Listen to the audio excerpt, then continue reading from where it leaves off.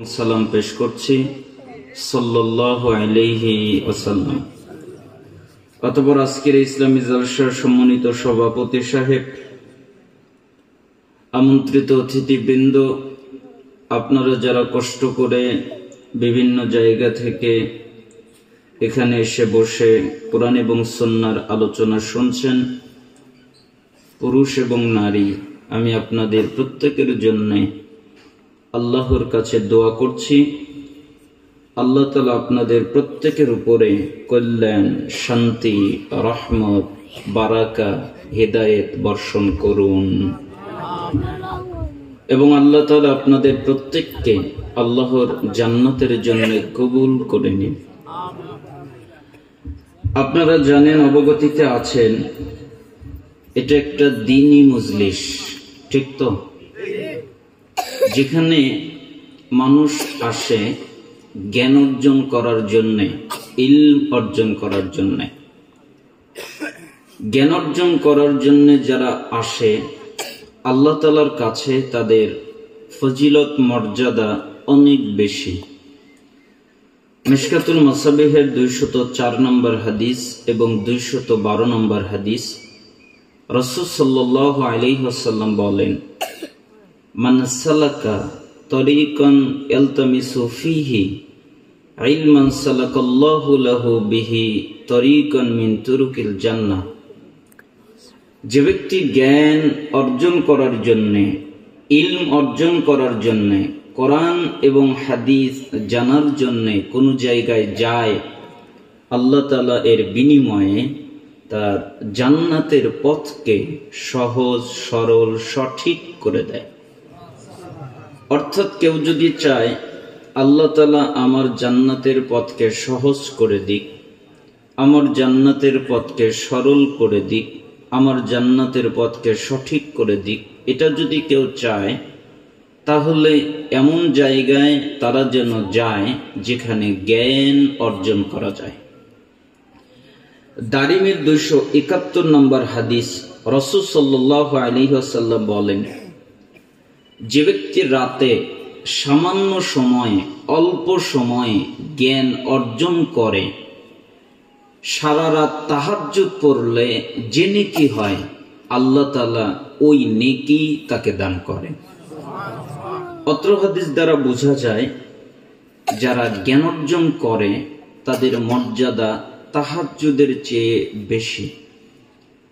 সহিহ তারগিব ওয়াত তারহিব 86 নম্বর হাদিস, রাসূল সাল্লাল্লাহু আলাইহি ওয়াসাল্লাম বলেন, যে ব্যক্তি জ্ঞান অর্জন করার জন্যে অথবা কাউকে জ্ঞান শিখাবার জন্যে, হয় শিখতে যায় নতুবা শিখাতে যায়, এই জন্য মসজিদে যায়, তাহলে আল্লাহ তাআলা একটা পরিপূর্ণ হজ করলে, ওই হজ কবুল হলে আল্লাহ তাআলা যে নেকি দান করেন, যারা জ্ঞান অর্জন করতে অথবা শেখাতে যায়, আল্লাহ তাদের ওই নেকি দান করেন। অত্র হাদিস দ্বারা বোঝা যায়, যারা জ্ঞান অর্জন করে তাদের মর্যাদা হজের চেয়ে বেশি। মিশকাতুল মাসাবিহের 220 নম্বর হাদিস, রাসূল সাল্লাল্লাহু আলাইহি ওয়াসাল্লাম বলেন, মান খারাজা ফি তালাবিল ইলম ফাহুয়া ফি সাবিলিল্লাহ হাত্তা ইয়ারজি'। যে ব্যক্তি জ্ঞান অর্জন করার জন্য, ইলম অর্জন করার জন্য, কোরআন এবং হাদিস জানার জন্য বাড়ি থেকে বের হয়, বাড়ি থেকে বের হয়েছে কেন? আমি জ্ঞান অর্জন করব, আমি ইলম অর্জন করব, এটা হলো তার নিয়ত।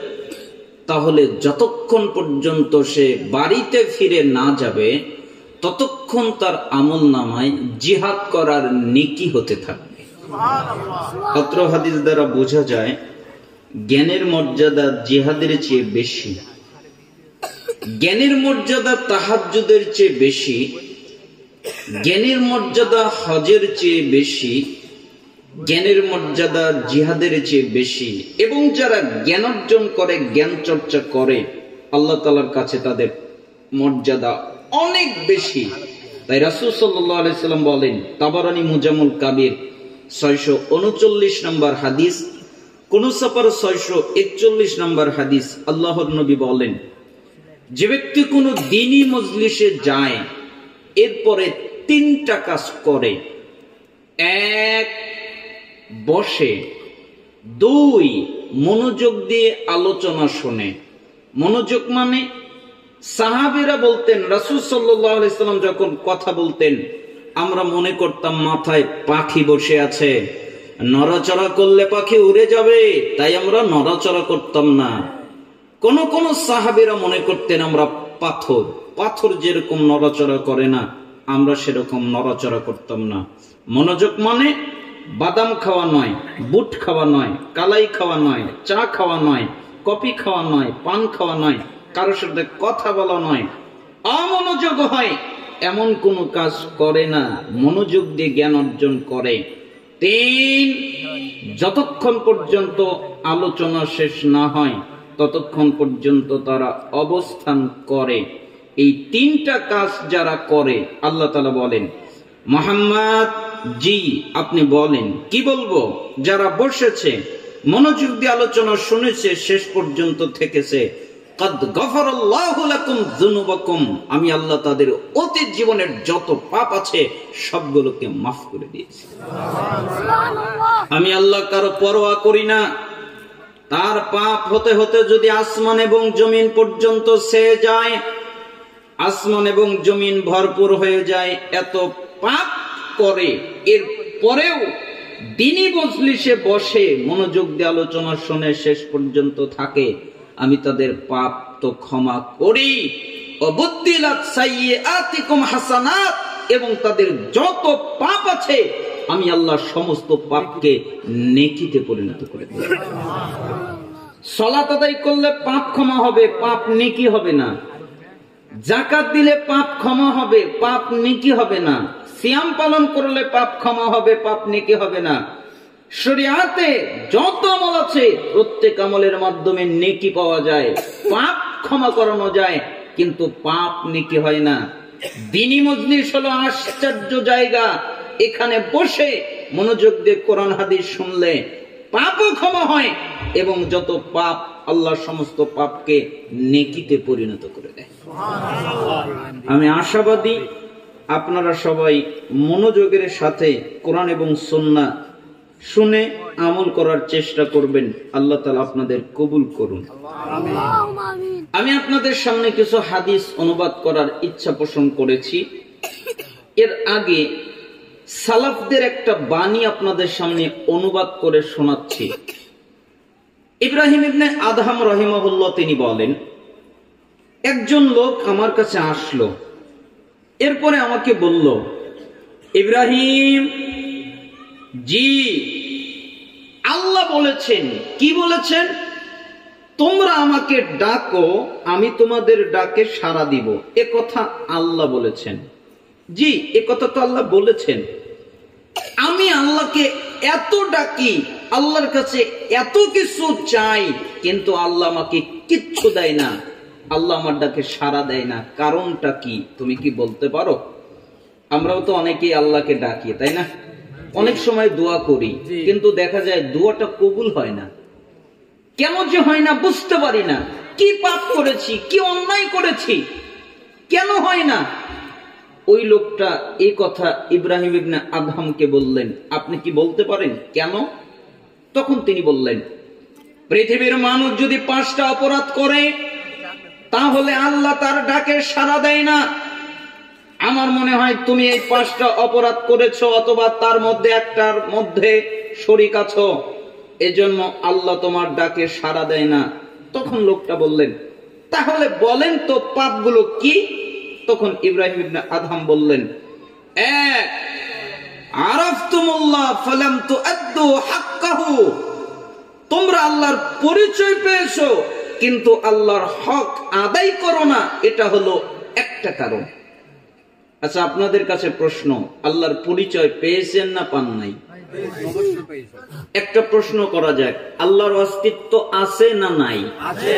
আরো জোরে বলেন, আছে না নাই? মাশাআল্লাহ। কিছু শ্রেণীর লোকেরা তো বলে যে আল্লাহর অস্তিত্ব নাই, আল্লাহ হলো নিরাকার। একটা লোক আলেম মানুষ, তিনি বললেন আল্লাহ নিরাকার।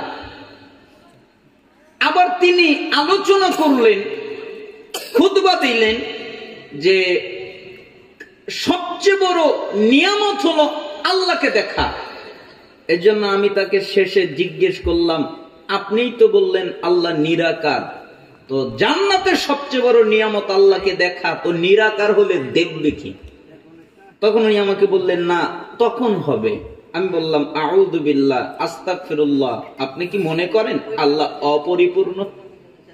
এখন পরিপূর্ণ না, তখন হবে, এরকম ধারণা করাটাও পাপ।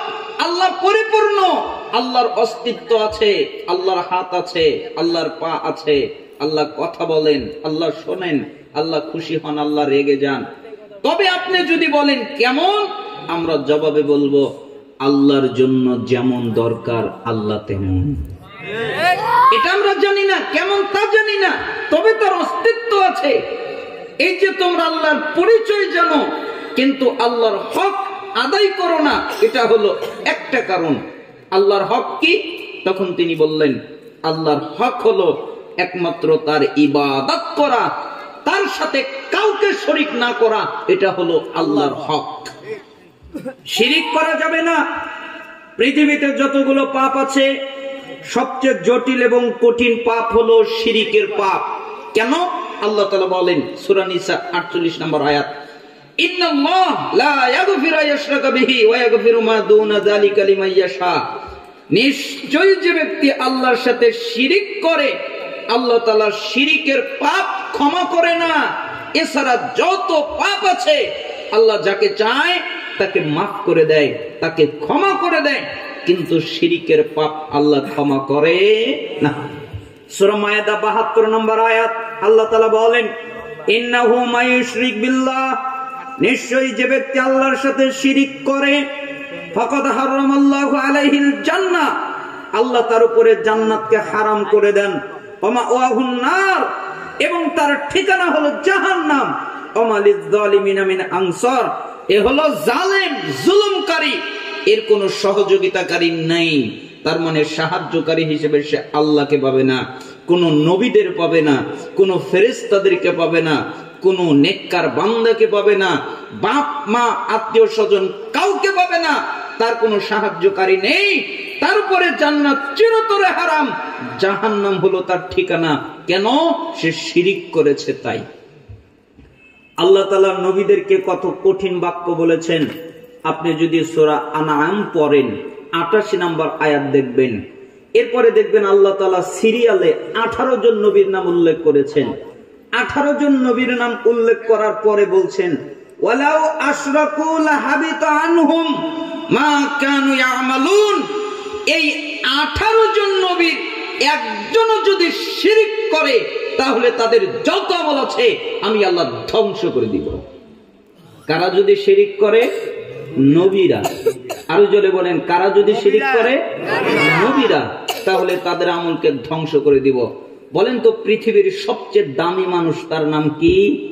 মুহাম্মদ সাল্লাল্লাহু আলাইহি সাল্লাম। সবচেয়ে দামি মানুষ।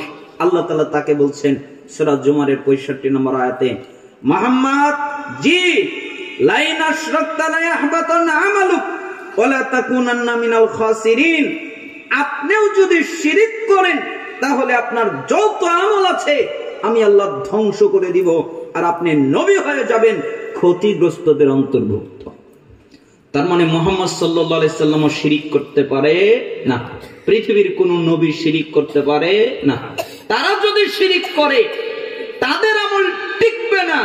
তো আমরা যদি সাধারণ মানুষ শিরক করি আমাদের আমল টিকবে?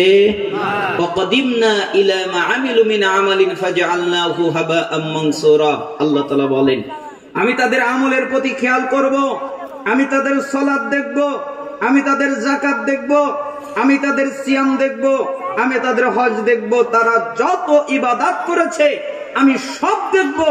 এরপরে দেখব তাদের ইবাদতের মধ্যে শিরিক আছে, এ কারণে আমি তাদের সমস্ত আমলকে ধুলিকণায় রূপান্তরিত করে দিব, ধ্বংস করে দিব, উড়িয়ে দিব যদি শিরিক করে। এজন্য আল্লাহর নবী বলতেন, লা তুশরিক বিল্লাহি শাইআ ওয়া ইন কুতিলতা ওয়া হুররিকতা আল্লাহর সাথে কাউকে শরীক করবা না।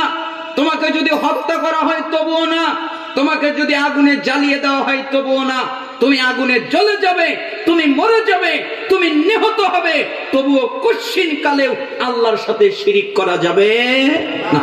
এজন্য সালাফ বললেন, তোমরা আল্লাহর হক আদায় করো না। আল্লাহর হক কি? একমাত্র তার ইবাদত করা, তার সাথে কাউকে শরীক না করা, এটা হলো আল্লাহর হক।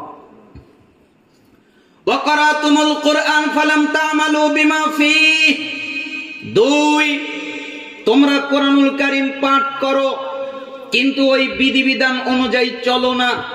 তোমরা কোরআন পড়ো ঠিকই, তোমরা কোরআন তেলাওয়াত করো ঠিকই, কিন্তু কোরআনের যে বিধিবিধান আছে ওই অনুযায়ী তোমরা চলো না। ঠিক না? আমরা কি কোরআন অনুযায়ী চলি না, অথচ তেলাওয়াত করি। এত তেলাওয়াত হয়। বাংলাদেশে হেফজখানার অভাব নেই, অনেক হেফজখানা আছে।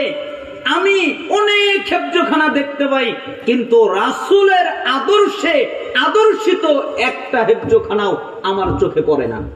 কেন? আল্লাহর নবী বলতেন, সাহাবীরা বলতেন যে আমরা 10টা আয়াত শিখতাম, তারপরে 10টা আয়াতের উপরে আমল করতাম, তারপরে 10টা আয়াতে বুঝতাম, এরপরে আমল করতাম। তা আমাদের দেশে তো এরকম হিফজখানা নাই। আগে 10টা আয়াত মুখস্থ করানো হবে, তারপরে 10টা আয়াত বুঝানো হবে, তারপরে 10টা আয়াতের উপরে আমল করানো হবে। এরকম হিফজখানা আছে? নাই। তার মানে রাসূলের পদ্ধতি নাই। এজন্য আল্লাহ তাআলা বলতেন সূরা তাহা 124, 125, 126 নম্বর আয়াত, ওমান আরাদা আন যিকরি ফাইন্না লাহু মাঈশাতান দনকা। যেই ব্যক্তি আমার স্মরণ থেকে, আমার জিকির কোরআন থেকে মুখ ফিরিয়ে নেবে, আমি তার জীবিকাকে করে দিব সংকীর্ণ, আমি তার জীবনকে করে দিব সংকীর্ণ, আমি তার চালচলনকে করে দিব সংকীর্ণ, এবং তাকে যখন কিয়ামতের দিন উঠাবো তখন অন্ধ করে উঠাবো। সে আল্লাহকে বলবে, ক্বালা রাব্বি লিমা হাশারতানি আ'মা। হে আমার রব, আপনি কেন আমাকে অন্ধ করে উঠালেন? আমি যখন দুনিয়ায় ছিলাম তখন চক্ষুওয়ালা ছিলাম, আমি চোখ দিয়ে দেখতে পারতাম, আজকে কেন আমি অন্ধ?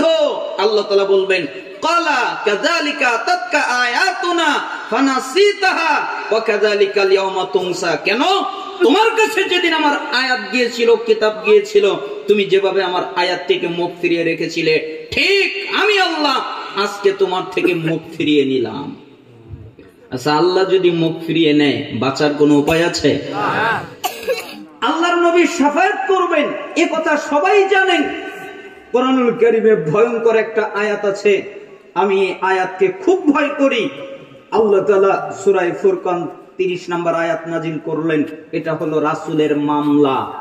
আল্লাহর নবী প্রত্যেক ওই উম্মতের বিরুদ্ধে মামলা দায়ের করবেন যারা কোরআনের উপরে আমল করেনি, যারা কোরআন অনুযায়ী জীবন পরিচালনা করেনি, যারা কোরআন বুঝার চেষ্টা করেনি। এজন্য আল্লাহ তাআলা বলেন, ওয়াকালা রাসূল, সেদিন রাসূল বলবেন, ইয়া রাব্বি, হে আমার রব, ইন্না কওমি ইত্তাখাযু হাযাল কুরআনা মাহজুরা। আমার জাতির লোকেরা কোরআনকে পরিত্যাগ করেছে, পরিত্যাজ্য করেছে। এজন্য আমি তাদের বিরুদ্ধে মামলা দায়ের করলাম। যত মানুষ কোরআন বোঝার চেষ্টা করেনি, কোরআন অনুযায়ী আমল করার চেষ্টা করেনি, প্রত্যেকের বিরুদ্ধে রাসূল সাল্লাল্লাহু আলাইহি সাল্লাম মামলা দায়ের করবেন। শুধু তাই নয়, ইমাম ইবনে তাইমিয়া রাহিমাহুল্লাহ একটু ব্যতিক্রম কথা বলেছেন। তিনি বলেন, যেই ব্যক্তি শুধুমাত্র কোরআন তেলাওয়াত করে, বোঝে না, আমল করে না, এ হলো কোরআন পরিত্যাগকারী। এর বিরুদ্ধে রাসূল মামলা করবেন। যেই ব্যক্তি কোরআন তেলাওয়াত করে, কোরআন বোঝে কিন্তু ওই অনুযায়ী আমল করে না, এও হলো কোরআন পরিত্যাগকারী। এর বিরুদ্ধেও রাসূল মামলা দায়ের করবেন। যেই ব্যক্তি কোরআন তেলাওয়াত করে, কোরআন বোঝে, ওই অনুযায়ী আমল করে, এ হলো কোরআন গ্রহণকারী। এর পক্ষে রাসূল থাকবেন। তার মানে আমি আপনাকে বুঝাতে চাচ্ছিলাম, যে কোনো মূল্যে কোরআন বুঝতে হবে। রাসূল সাল্লাল্লাহু আলাইহি সাল্লাম একদিন বললেন, ইলম উঠে যাবে। তখন সাহাবী একজন বললেন, আল্লাহর নবী, কিভাবে ইলম উঠে যেতে পারে? আমরা কোরআন তেলাওয়াত করছি, আমাদের বাচ্চাদেরকে কোরআন তেলাওয়াত করাচ্ছি, আমাদের পরবর্তী প্রজন্ম যারা আসবে তারাও কোরআন তেলাওয়াত করবে, আপনি কিভাবে বললেন ইলম উঠে যাবে?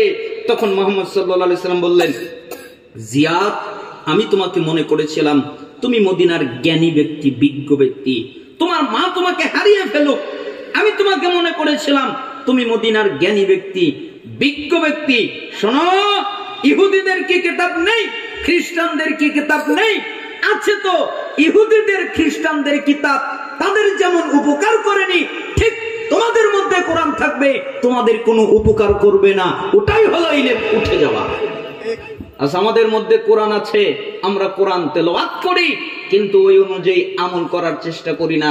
এজন্যই পৃথিবীর সবচেয়ে বেশি লাঞ্ছিত এবং অবহেলিত হলো মুসলমানেরা। কেন? তারা কোরআন অনুযায়ী চলার চেষ্টা করেনি, কোরআন অনুযায়ী নিজের জীবন বাস্তবায়ন করার চেষ্টা করেনি। মুসলমানরা হতো সিংহের জাতি। মুসলমানদের দেখে অন্য জাতির যত লোকেরা আছে তারা থরথর করে কাঁপত।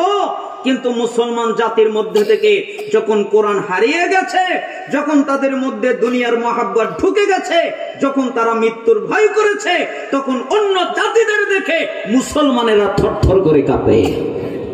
উল্টে গেছে। এই জন্য সালাফ বললেন, তোমরা কোরআনুল কারীম পাঠ করো ঠিকই, কিন্তু ওই অনুযায়ী তোমরা চলো না। অকুলতুম নুহিব্বুর রাসূল সাল্লাল্লাহু আলাইহি ওয়াসাল্লাম ওয়া তারাকতুম সুন্নাতাহু। 3, তোমরা বলো আমরা রাসূলকে ভালোবাসি, আমরা রাসূলকে মুহাব্বত করি, এ কথা তোমরা বলো, কিন্তু তোমরা নিজেরাই রাসূলের সুন্নাত মানো না। ঠিক না? ভালোবাসার ক্ষেত্রে আমাদের কোনো কমতি নেই, আমরা ভালোবাসি রাসূলকে, কিন্তু রাসূলের সুন্নাত আমরা ফলো করি না। অথচ আপনার আমার জীবনের সবচেয়ে জরুরি কাজ হচ্ছে, সবচেয়ে প্রয়োজনীয় কাজ হচ্ছে যে কোনো মূল্যে রাসূলের আনুগত্য করা। ঠিক না? কার আনুগত্য করা? রাসূলের। কেন? আপনি যদি সফলতা চান, আপনি যদি আল্লাহর ভালোবাসা চান, আপনি যদি জান্নাত চান, আপনি যদি হিদায়াত চান, তাহলে রাসূলের আনুগত্য করাটা জরুরি। কিভাবে? আপনি পড়েন সূরা আলে ইমরান 31 নম্বর আয়াত। আল্লাহ তাআলা বলেন, কুল হে নবী আপনি বলেন, ইন কুনতুম তুহিব্বুনাল্লাহ, তোমরা যদি দাবি করো আমরা আল্লাহকে ভালোবাসি, পৃথিবীর মানুষ তোমরা যদি দাবি করে থাকো, তোমরা যদি বলে থাকো আমরা আল্লাহকে ভালোবাসি, তাহলে প্রমাণ হিসেবে ফাত্তাবিউনি, আমি নবীর ইত্তেবা করো, আমি নবীর অনুসরণ করো, আমি নবীর আনুগত্য করো। ইউহিব্বুকুমুল্লাহ, তাহলে আল্লাহ তাআলা তোমাদের ভালোবাসবেন, ওয়া ইয়াগফির লাকুম যুনুবাকুম, এবং তোমাদের যত পাপ আছে আল্লাহ ক্ষমা করে দিবেন। তার মানে রাসূলের আনুগত্য করলে আল্লাহর ভালোবাসা পাওয়া যায়, রাসূলের আনুগত্য করলে পাপ থেকে ক্ষমা পাওয়া যায়, এ কথা আল্লাহ তাআলা বললেন। সূরা নূর 52 নম্বর আয়াত। আল্লাহ তাআলা বলেন, ওয়ামাইতাল্লাহু ওয়া রাসূলুহু ওয়া ইয়াখশাল্লাহ ওয়া ইয়াত্তাকিহি ফাউলাইকা হুমুল ফাইজুন। যে ব্যক্তি আল্লাহর আনুগত্য করে, রাসূলের আনুগত্য করে, আল্লাহকে মেনে চলে, রাসূলকে মেনে চলে এবং আল্লাহকে ভয় করে, আমি কিভাবে সুদ খেতে পারি আল্লাহ দেখছে, আমি কিভাবে ঘুষ খেতে পারি আল্লাহ দেখছে, আল্লাহকে ভয় করে চলে, তাকওয়া অবলম্বন করে, পাপ থেকে বেঁচে চলে, ফাউলাইকা হুমুল ফাইজুন, এরা হলো সফল কাম। তার মানে যারা রাসূলের আনুগত্য করে এরা সফলতা পেয়ে যাবে। সূরা নিসা 13 নম্বর আয়াত, সূরা আলে ইমরান 15 নম্বর আয়াত, সূরা ফাত 17 নম্বর আয়াত। রাসূল সাল্লাল্লাহু আলাইহি সাল্লামের উপর আয়াত নাজিল হয়েছে। আল্লাহ তাআলা বলেছেন, যে ব্যক্তি রাসূলের আনুগত্য করে আল্লাহ তাকে এমন জান্নাত দিবেন পায়ের নিচ দিয়ে নদী প্রবাহিত হবে। আমাদের দেশের নদীর দুই দিকে বাঁধ লাগে, কিন্তু জান্নাতের নদীর কোনো বাঁধ লাগবে না, ও এমনিতেই চলবে। আপনি বলবেন নদীকে, এই নদী ডানে চল, ডানে চল, ও ডানে চলবে। এই নদী বামে চল, ও বামে চলবে। নদীর সম্মুখ দিয়ে চল, সামনে চলবে। নদী পিছনে যা, পিছনে চলবে। আর একটু কাছে আয়, কাছে আসবে। আর একটু দূরে যা, আরো দূরে যাবে। জান্নাতের নদীর কথা শুনবে, যেদিক দিয়ে চালাতে চাইবে ওদিক দিয়ে চলবে। ওটা হলো জান্নাতের নদী। আল্লাহ তাআলা ওই জান্নাত তাকে দান করবে যে রাসূলের আনুগত্য করে। সূরা আরাফ 158 নম্বর আয়াত। আল্লাহ তাআলা বলেন, ফাআমিনু বিল্লাহি ওয়া রাসূলিহিন নাবিয়্যিল উম্মিয়্যি আল্লাযী ইউমিনু বিল্লাহি ওয়া কালিমাতিহি ওয়াত্তাবিউহু লাআল্লাকুম তাহতাদুন। তোমরা ঈমান আনো আল্লাহর প্রতি এবং আল্লাহর বার্তাবাহক উম্মি নবীর প্রতি। কেন? যে নবী আল্লাহর প্রতি ঈমান এনেছে, আল্লাহ যে কিতাব নাজিল করেছে ওই কিতাবের প্রতি ঈমান এনেছে, তোমরা ওই নবীর আনুগত্য করো, ওই নবীর ইত্তেবা করো, ওই নবীর অনুসরণ করো, লাআল্লাকুম তাহতাদুন, তাহলে আল্লাহ তাআলা তোমাদেরকে হিদায়াত দান করবে। কার আনুগত্য করলে? রাসূলের আনুগত্য করলে। অলরেডি কিন্তু 5টা পেয়ে গেছেন, গুনেননি তাই 5টা কি পেয়ে গেছি আমরা গুনি। 1 আল্লাহর ভালোবাসা, 2 হিদায়াত, 3 পাপ থেকে ক্ষমা, 4 সফলতা, 5 জান্নাত। এর যদি একটা কেউ পায় তাহলে ও সফল। আর আপনি পেলেন 5টা, কেন? রাসূলের আনুগত্য করলে। এজন্য আমি বলছিলাম সার্বিক জীবনে সবচেয়ে জরুরি কাজ হচ্ছে যে কোনো মূল্যে রাসূলের আনুগত্য করা, ঠিক না?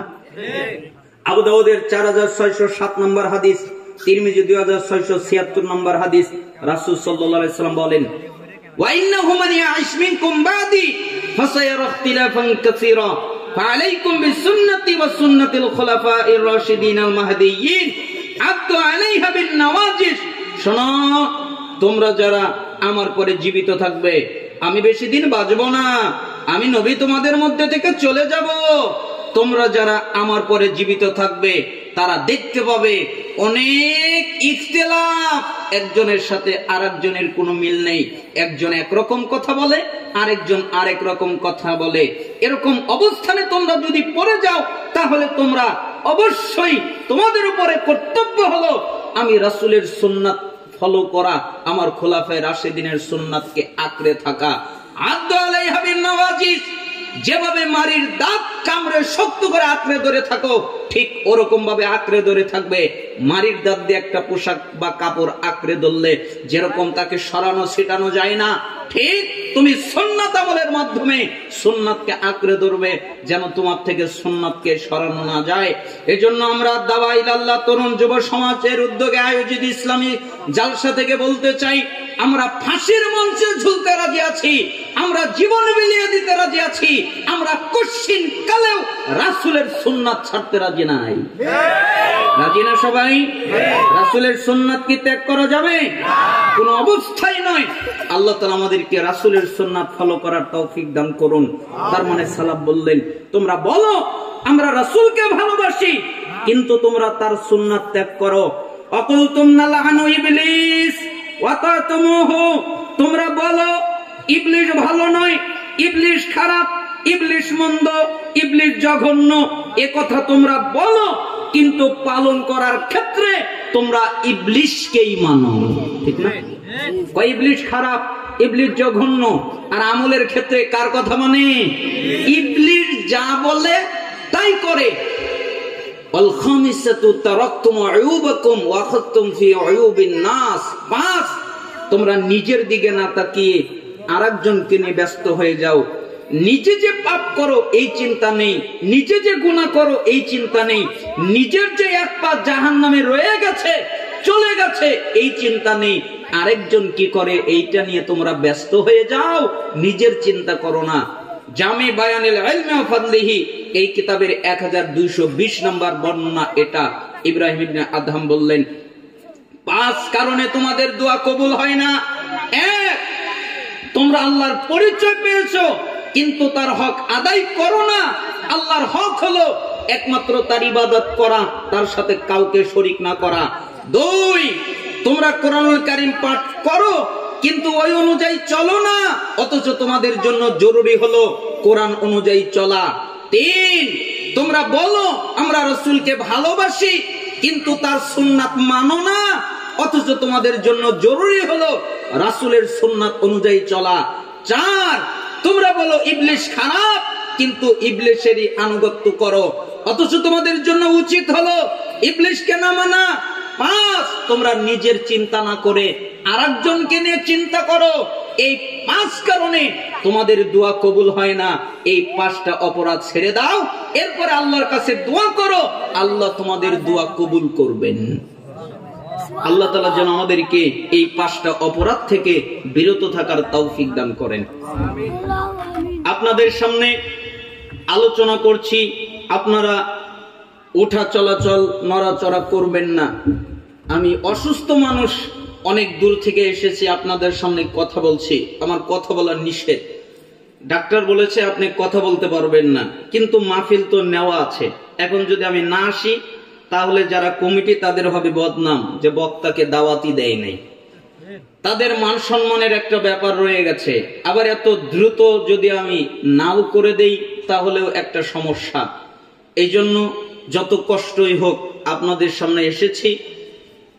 আমার মাইগ্রেনের সমস্যা, মাথা ব্যথা প্রচন্ড, আপনাদের সামনে কথা বলছি, আল্লাহ বলার তৌফিক দিচ্ছেন, তাই অল্প সময়ে আপনাদের সামনে কিছু হাদিস অনুবাদ করব।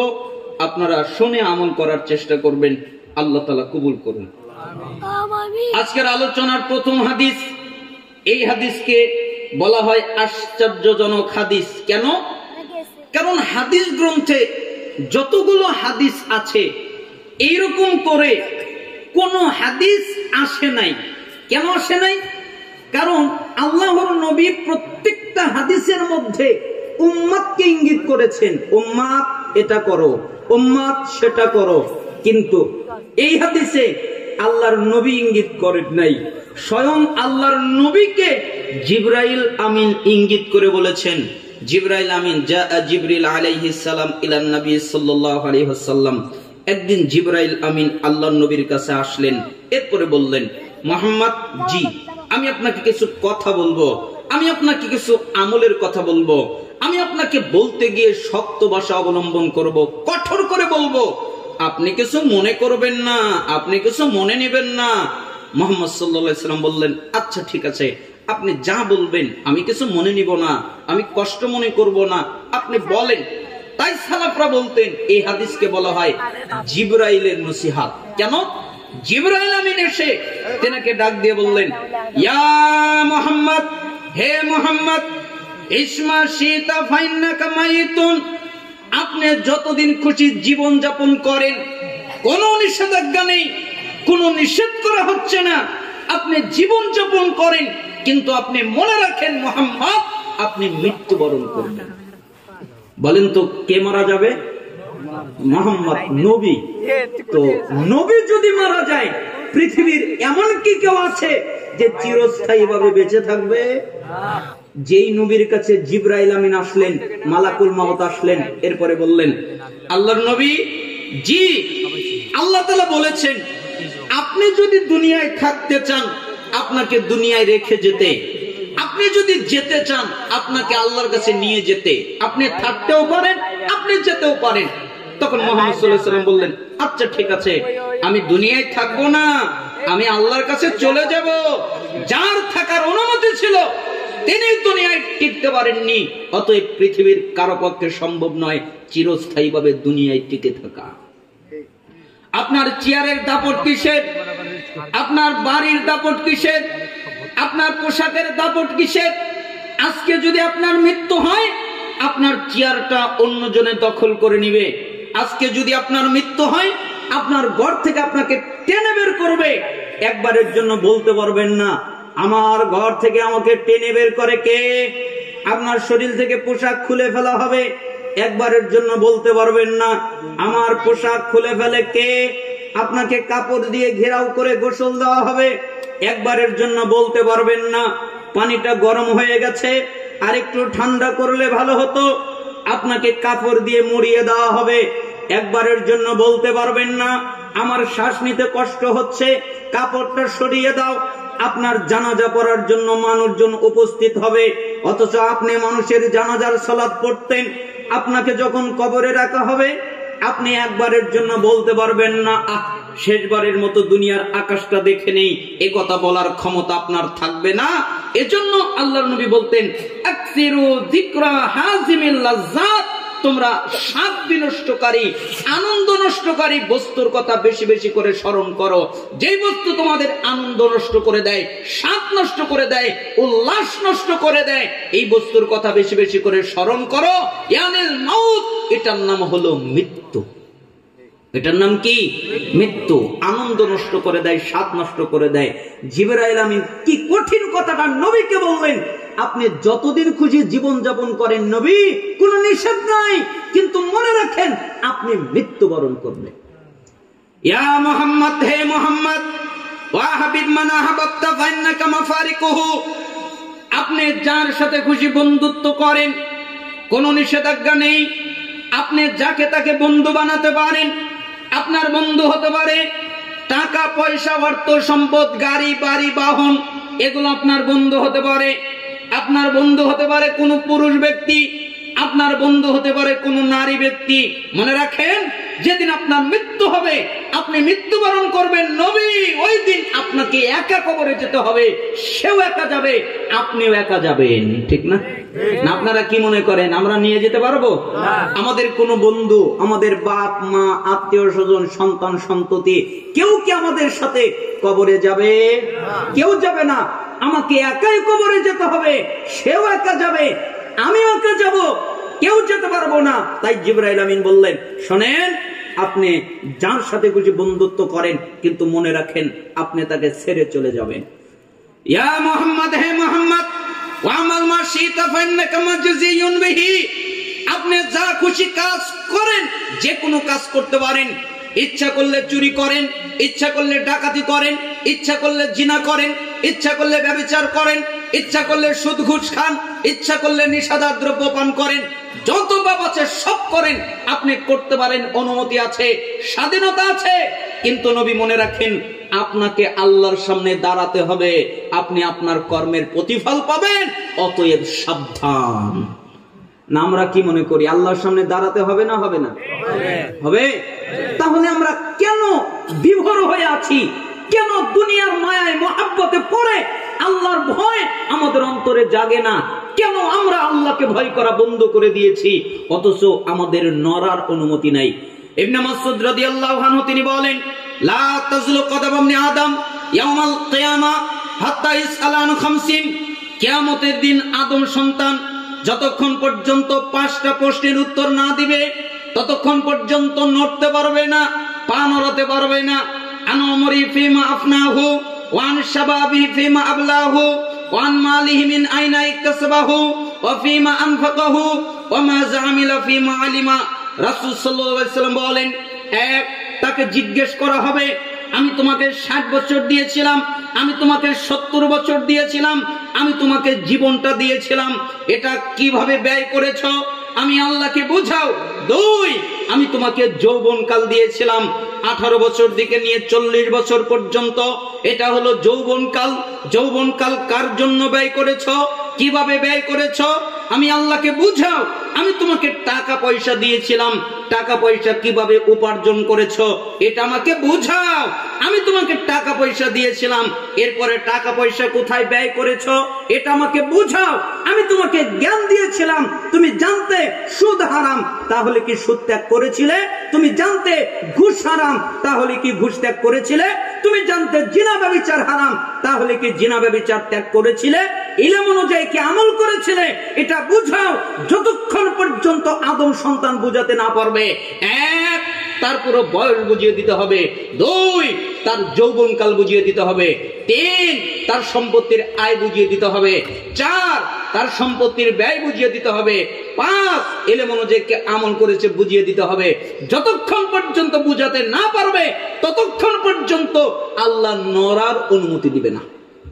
ইচ্ছা করলে হাত নড়াতে পারবে না, ইচ্ছা করলে মাথা নড়াতে পারবে না, ইচ্ছা করলে পা নড়াতে পারবে না, ইচ্ছা করলে কোনো অঙ্গ প্রত্যঙ্গ নড়াতে পারবে না। নড়ার অনুমতি নেই। আগে 5টা প্রশ্নের জবাব হবে, তারপরে নড়ার অনুমতি হবে। তাহলে আমাদের এত দাপট আসে কি করে? কেন আমরা আল্লাহকে ভয় করি না? সাহাবীর আল্লাহকে কত ভয় করতেন। একজন সাহাবীর কথা মনে পড়ে গেল। মায়েজ বিন মালিক আল্লাহর নবীর কাছে আসলেন, আল্লাহর নবী, জি আপনি আমাকে পবিত্র করেন।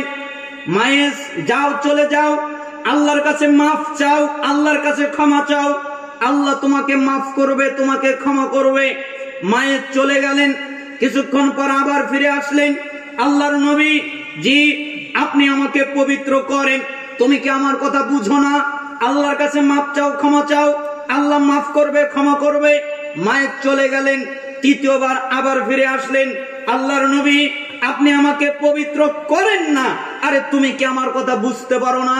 আমি তোমাকে বলছি আল্লাহর কাছে মাফ চাও, ক্ষমা চাও, আল্লাহ মাফ করবে, ক্ষমা করবে। মায়ের চলে গেলেন, চতুর্থবার আবার ফিরে আসলেন, আল্লাহর নবী আপনি আমাকে পবিত্র করেন না। তখন মুহাম্মদ সাল্লাল্লাহু আলাইহি ওয়াসাল্লাম রেগে গেলেন। রেগে গিয়ে মাইসকে আর কিছু বললেন না, সাহাবীদেরকে বললেন, এই সাহাবীরা, জি মাইস বিন মালিক পাগল নাকি যে আমার কথা বোঝে না? আমি ওকে বলছি আল্লাহর কাছে মাফ চাও, ক্ষমা চাও, আল্লাহ মাফ করবে, ক্ষমা করবে। ও আমার কাছে বারবার ফিরে আসছে আর আমাকে বলছে আমাকে পবিত্র করেন। ও কি আমার কথা বোঝে না? ও কি পাগল নাকি? সাহাবীরা বললেন, আল্লাহর নবী ও পাগল নয়, বুঝেছি, তাহলে মনে হয় নিশাদার দ্রব্য পান করেছে, এই কারণে বিবেক হারিয়ে গেছে, আমার কথা বুঝতে পারে না। আল্লাহর নবী নিশাদার দ্রব্য পানও করে নাই। আরে ও পাগলও নয়, নিশাদার দ্রব্য পানও করেনি, তা আমার কথা বোঝে না কেন? আমি তোকে বলছি আল্লাহর কাছে ক্ষমা চাইলে আল্লাহ ক্ষমা করবে। আচ্ছা ঠিক আছে মাইস, তুমি কি করেছো? আল্লাহর নবী, মানুষ যেটা বৈধভাবে করে আমি ওটা অবৈধভাবে করেছি, আমি জিনা করেছি। আল্লাহর নবী বললেন, ইস, কতই না ভালো হতো তুমি যদি আমাকে না জানাতে। আমি তোমাকে বললাম আল্লাহর কাছে মাফ চাও, ক্ষমা চাও, আল্লাহ মাফ করবে, ক্ষমা করবে, তুমি আমাকে জানিয়ে ফেললে, কতই না ভালো হতো তুমি যদি আমাকে না জানাতে। আমাকে জানিয়েছো, বিচার হবে। সাহাবীরা, জি মাইস বিন মালিককে মাটিতে অর্ধ পর্যন্ত গাঢ় পাথর মেরে মেরে তাকে মেরে ফেলে দাও, তাকে রজম করে ফেলে দাও। সাহাবীরা পাথর মেরে তাকে হত্যা করলো, রক্ত ছিটে সাহাবীদের গায়ে লেগে গেল। তাই সাহাবীরা অভিশাপ দেওয়া শুরু করলো, মাইস খারাপ, এমন তেমন অনেক কথা বলা শুরু করলো। আল্লাহর নবী বললেন, সাহাবীরা, জি মাইস বিন মালিক যে তওবা করেছে, এই তওবা যদি তামাম পৃথিবীর সমস্ত মানুষের মধ্যে বন্টন করে দেওয়া হয়, পৃথিবীর মানুষের তওবা লাগবে না, মাইজের এক তওবা দিয়ে পৃথিবীর মানুষ মুক্তি পেয়ে যাবে। তুমি কি মনে করেছো এটা মাইজের তওবা? মাইস বিন মালিক আল্লাহকে ভয় পেত, আমি কিভাবে আল্লাহর সামনে দাঁড়াবো, এই ভয়ে সে দুনিয়ায় জীবন বিলিয়ে দিয়ে গেল, দুনিয়ায় জীবন দিয়ে গেল। ইচ্ছা করলে পাপকে গোপন রাখতে পারত, কিন্তু সে চাচ্ছিল যেন দুনিয়ায় তার বিচার হয়ে যায়, আল্লাহর সামনে যেন দাঁড়াতে না হয়। মাইস বিন মালিকের হৃদয়ে ছিল আল্লাহর ভয়। তার মানে আমি আপনাকে বলছিলাম যে কোনো মূল্যে আল্লাহর সামনে দাঁড়াতে হবে, অতএব দাঁড়ানোর সময়কে ভয় করেন।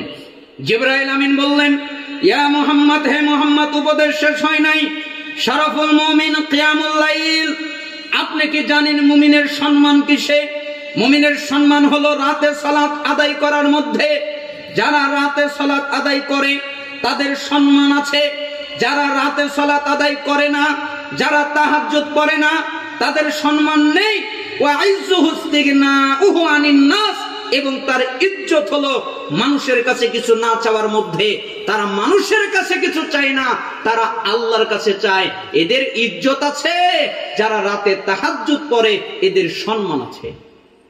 সবল ইমান 10,058 নম্বর হাদিস এটা, কানজুল উম্মাল 21,388 নম্বর হাদিস এটা, মুস্তাদরেক হাকিম 7,921 নম্বর হাদিস এটা, সিলসিলা সহিহা 831 নম্বর হাদিস এটা।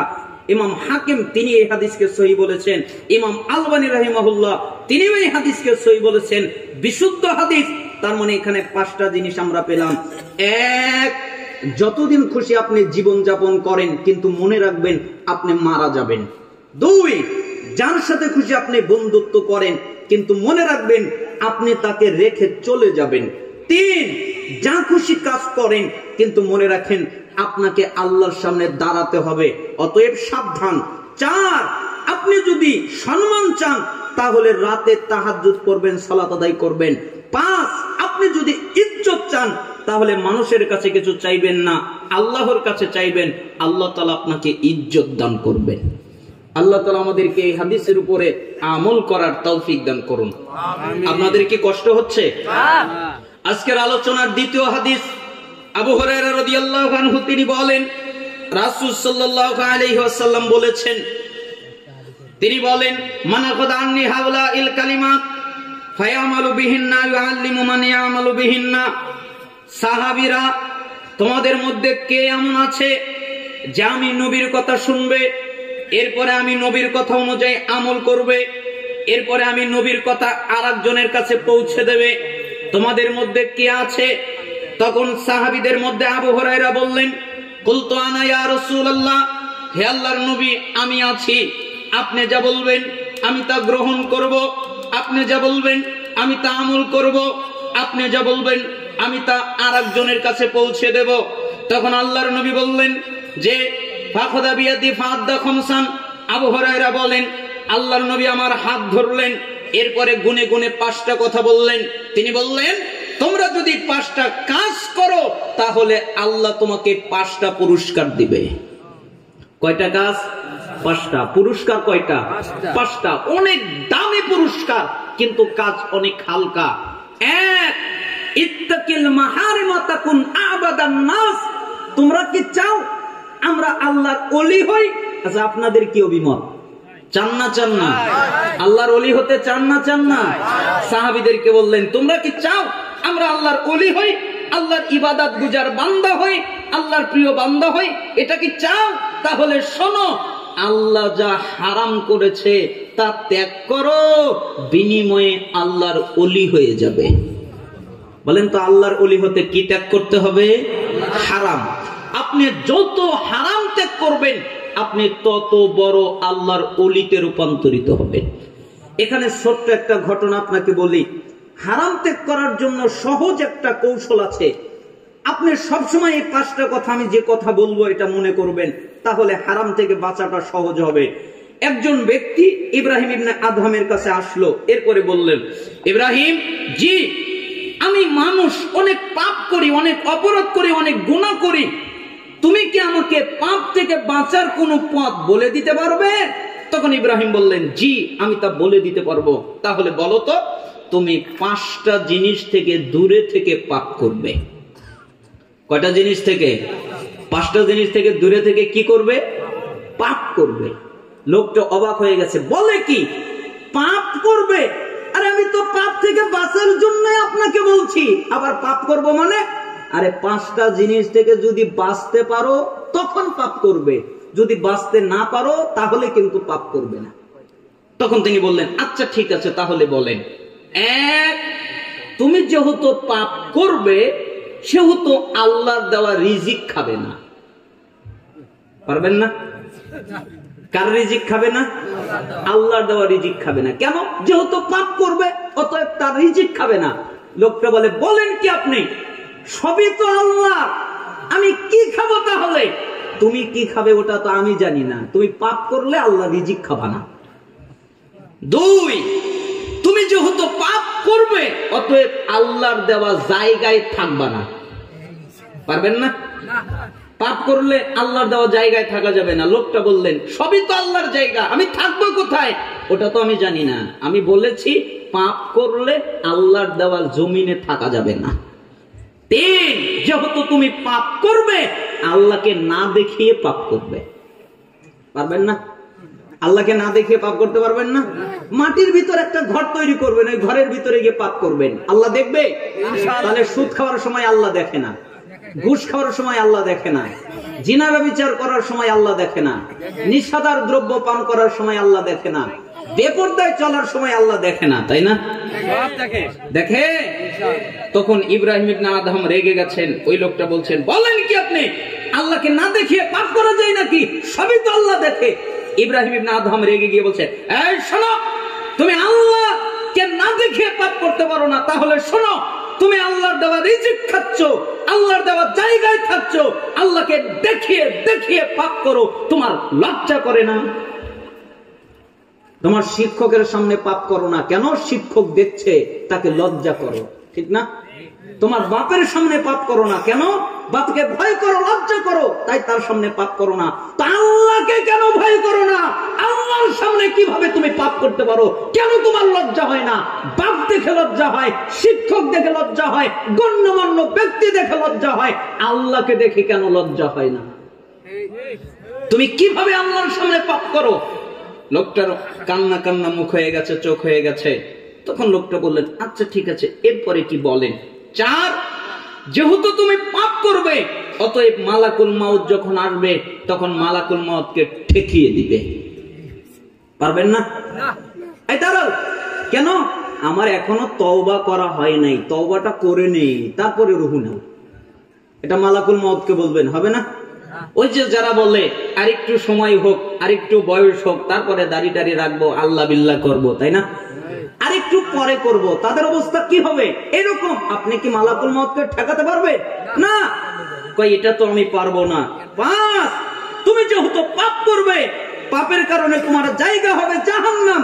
অতএব আল্লাহ যদি তোমাকে জাহান্নাম দেয়, তাহলে নিজের ক্ষমতা দিয়ে জান্নাত যাইও। পারবেন না? আপনারা কি মনে হয় নিজের ক্ষমতা দিয়ে জান্নাত যেতে পারবেন? এই কথাটাকে স্বর্ণ অক্ষরে লিখে রাখার মতো কথা মনে করবেন, কোটি টাকার চেয়ে দামি কথা মনে করবেন।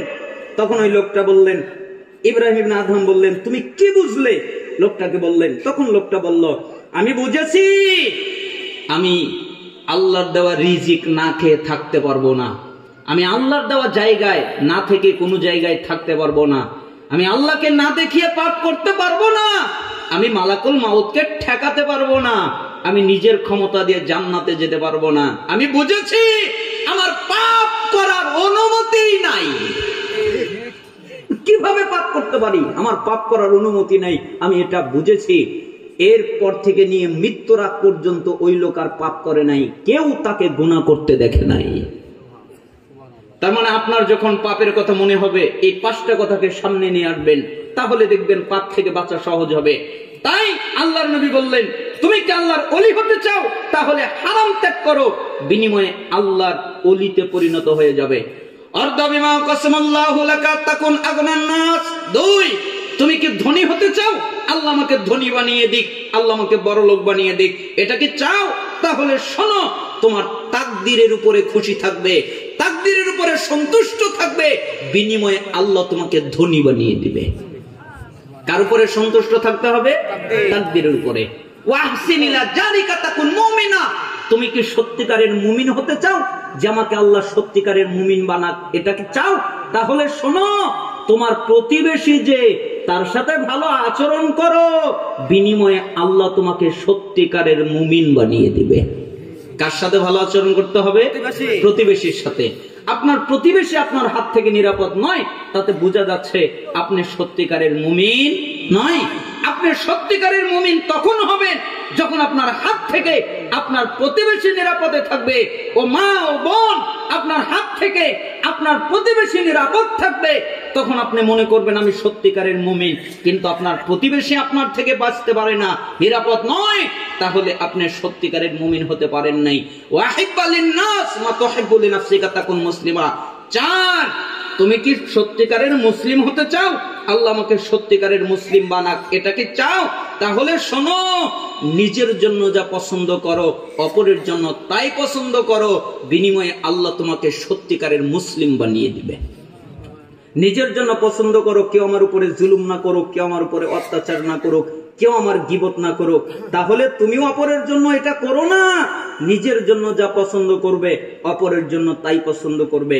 আরেক হাদিসে এসেছে, আল মুসলিমু মান সালিমাল মুসলিমুনা মিন লিসানিহি, ওই ব্যক্তি সত্যিকারের মুসলিম যে ব্যক্তির হাত এবং জবান দ্বারা কারো ক্ষতি করে না, হাত দ্বারা কারো ক্ষতি করে না, জবান দ্বারা কারো ক্ষতি করে না, সে হলো সত্যিকারের মুসলিম। একটা হাদিস আমার মনে পড়ে গেল, মুসলিমদের চরিত্র এবং বৈশিষ্ট্য আল্লাহর নবী উল্লেখ করলেন। মুসলিমের 2564 নম্বর হাদিস, রাসূল সাল্লাল্লাহু আলাইহি ওয়াসাল্লাম বলেন, লা তাহাসাদু, তোমরা পরস্পর হিংসা করো না, ওয়ালা তানাজাসু, তোমরা নিজেদের মধ্যে দালালি করে দাম বাড়ায় দিও না, ওয়ালা তাবাগাদু, তোমরা নিজেদের মধ্যে বিদ্বেষ রেখো না, ওয়ালা তাদাবারু, তোমরা কেউ কারো পিছু নিও না, পিছনে লেগে দোষ ত্রুটি খুঁজে বের করার চেষ্টা করো না, ওয়ালা ইয়াবি বাদুকুম আলা বাইবাদ, তোমরা কারো কেনা বেচার সময় আগ বেড়ে কেনা বেচা করো না, ওয়া কুনু ইবাদাল্লাহি ইখওয়ানা, তোমরা সবাই আল্লাহর বান্দা, ভাই ভাই হয়ে যাও। আল মুসলিম আকুল মুসলিম, মুসলমান মুসলমানের ভাই, লা ইয়াজলিমুহু, মুসলমান মুসলমানের উপরে জুলুম করতে পারে না, ওয়ালা ইয়াখযিলুহু, মুসলমান মুসলমানকে সহায়হীন ভাবে সম্বলহীন ভাবে ছেড়ে দিতে পারে না, তুচ্ছ তাচ্ছিল্য করতে পারে না, ওয়ালা ইয়াকযিবুহু, মুসলমান মুসলমানের সাথে মিথ্যা বলতে পারে না, ওয়ালা ইয়াহকিরুহু, মুসলমান মুসলমানকে হেয় করতে পারে না। আত্তাকওয়া হাহুনা ওয়া ইউশিরু ইলা সাদরি সালাসা মাররাতিন, এই কথা বলে তিনি বুকের দিকে 3 বার ইঙ্গিত করে বললেন, তাকওয়া এখানে, তাকওয়া এখানে, তাকওয়া এখানে। বিহাসবি ইমরিইম মিনাশ শাররি আইয়াহকিরা আখাহুল মুসলিম, প্রত্যেক মুসলমানের খারাপ হওয়ার জন্য এতটুকু যথেষ্ট, সে আর একজন মুসলমানকে খারাপ বলে। তার মানে আমি যদি আর একজন মুসলমানকে খারাপ বলি তাহলে সে খারাপ নয়, আমি নিজে খারাপ। কেন? আমি আর একজনকে কেন খারাপ বললাম? কুল্লুল মুসলিম আলাল মুসলিমে হারাম দামুহু ওয়া মালুহু ওয়া ইদ্দুহু, প্রত্যেক মুসলমানের উপরে হারাম। মুসলমানের রক্ত বের করতে পারে না, মুসলমানের সম্মান নষ্ট করতে পারে না, মুসলমানের সম্পত্তি মেরে দিতে পারে না, এটা করতে পারে না, এটা হতে পারে না। এটা হলো মুসলমানদের আদর্শ। তার মানে আমি আপনাকে বোঝাতে চাচ্ছিলাম, আপনি যদি সত্যিকার মুসলিম হতে চান তাহলে নিজের জন্য যা পছন্দ অপরের জন্য তাই পছন্দ করবেন। ওয়ালা তুকসিরিদ দাহিক ফাইন্না কাসরাতাদ দাহিক তুমিতুল কলব, অতিরিক্ত হাসবা না, অতিরিক্ত হাসলে হৃদয় মরে যায়, অন্তর মরে যায়। যেই মজলিসে বেশি হাস্য রহস্য চলে, হাসি চলে, ওই মজলিসে যাবা না। কেন? অন্তর মরে যাবে, হৃদয় মরে যাবে। অতিরিক্ত হাসবা না, অতিরিক্ত হাসলে হৃদয় মরে যায়। তিরমিজি 2305 নম্বর হাদিস, মিশকাত 5171 নম্বর হাদিস। আল্লাহর নবী বললেন 5টা কাজ করলে 5টা পুরস্কার পাবে। 1, হারাম ত্যাগ করো, বিনিময়ে আল্লাহর ওলি হবে। 2, তাকদীরে খুশি থাকো, বিনিময়ে ধনী হবে। 3, প্রতিবেশীর সাথে ভালো আচরণ করো, বিনিময়ে প্রকৃত মুমিন হবে। 4, নিজের জন্য পছন্দ অপরের জন্য তাই পছন্দ করো, বিনিময়ে সত্যিকারের মুসলিম হবে। 5, অতিরিক্ত হাসবা না, অতিরিক্ত হাসলে অন্তর মরে যায়, হৃদয় মরে যায়। আল্লাহ তাআলা আমাদেরকে এই হাদিসের উপরে আমল করার তৌফিক দান করুন, আমিন। আমাদের কয়েকদিন পরেই আমাদের সামনে একটা মাস, সেটা হলো রমাদান। রমাদান শব্দটি রমদুন শব্দ থেকে এসেছে। এই রমাদান মাসের একটা নাম হলো নাতিক। রমাদান মাসের নাম কি? নাতিক। এটা ছিল আগের নাম।